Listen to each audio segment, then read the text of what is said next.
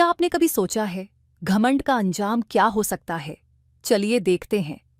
एक ठंडी रात थी जब चीकू और मीना के एक छोटे से झगड़े ने जन्म दिया एक बड़ी सीख वाली कहानी को।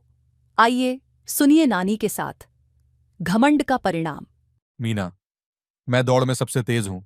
तुम मुझसे कभी नहीं जीत पाओगी। कोई मुझे हरा नहीं सकता। तुम हमेशा अपने आप को सबसे बेहतर समझते हो। थोड़ा घमंड कम करो चीकू। मैं ही सबसे बेस्ट हूं, सबको पता होना चाहिए।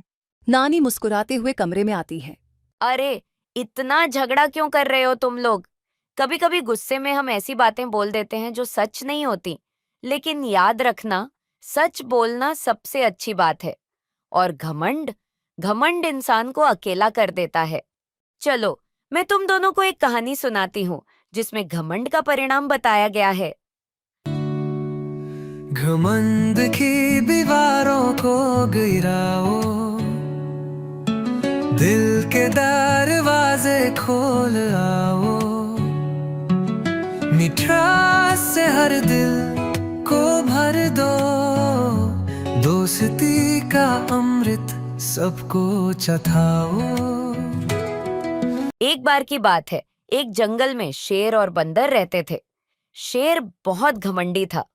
वह हमेशा कहता था, मैं जंगल का राजा हूँ, सब मुझसे डरते हैं। मैं तुम सब का राजा हूं, तुम सब मेरे नीचे हो, मैं सबसे शक्तिशाली शेर हूं। शेर भाई देखो, कभी कभी जब हम ज्यादा घमंड करते हैं तो बात बिगड़ जाती है। सब हमसे दूर हो जाते हैं और जब हमें जरूरत होती है तो कोई मदद करने नहीं आता। इसीलिए थोड़ा विनम्र बनना बहुत जरूरी है। एक रात शेर जंगल में चलते चलते इतना घमंड में था कि उसे कुछ दिखा ही नहीं और वह गहरी खाई में गिर गया। वहां उसकी मदद करने वाला कोई नहीं था। मेरी मदद करो, मैं फंस गया हूं। क्या कोई है जो मेरी मदद कर सकता है? शेरू खाई में फंसा हुआ था, बहुत परेशान और अकेला लग रहा था। तभी बंदर उधर से निकल रहा था। उसने शेरू की आवाज बचाओ, सुनी और बचाओ, तुरंत समझ कोई मेरी गया आवाज कि सुन पा रहा मदद है की क्या? जरूरत है। वह बिना डरे सावधानी से गहरी खाई में उतर गया ताकि शेरू की मदद कर सके। शेरू भैया, घबराओ मत, मैं आ गया हूं। देखो ये रस्सी है, इसकी मदद से चलो ऊपर निकलते हैं। लेकिन एक बात याद रखना, घमंड करने से कुछ नहीं मिलता। सच्ची ताकत तो दोस्ती और दया में होती है। अब घमंड छोड़ो और सबका साथ दो।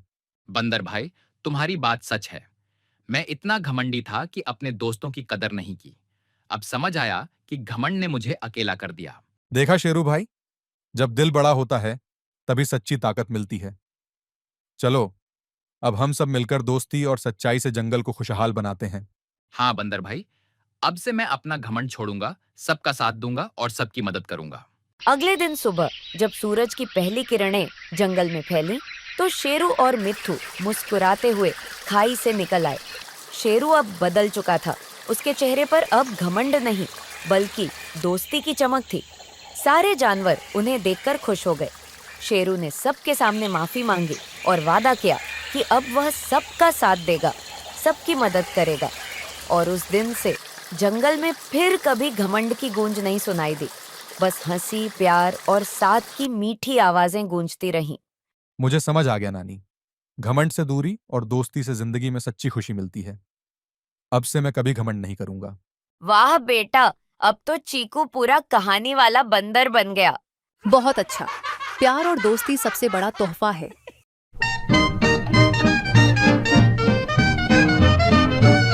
नानी की कहानी में मजा ही मजा।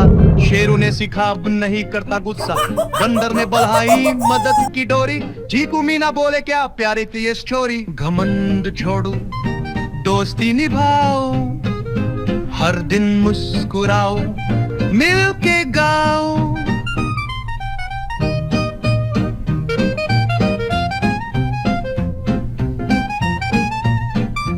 चलो दोस्तों, मिलते हैं फिर एक नई और अनोखी कहानी के साथ। तब तक के लिए बाय बाय, टाटा।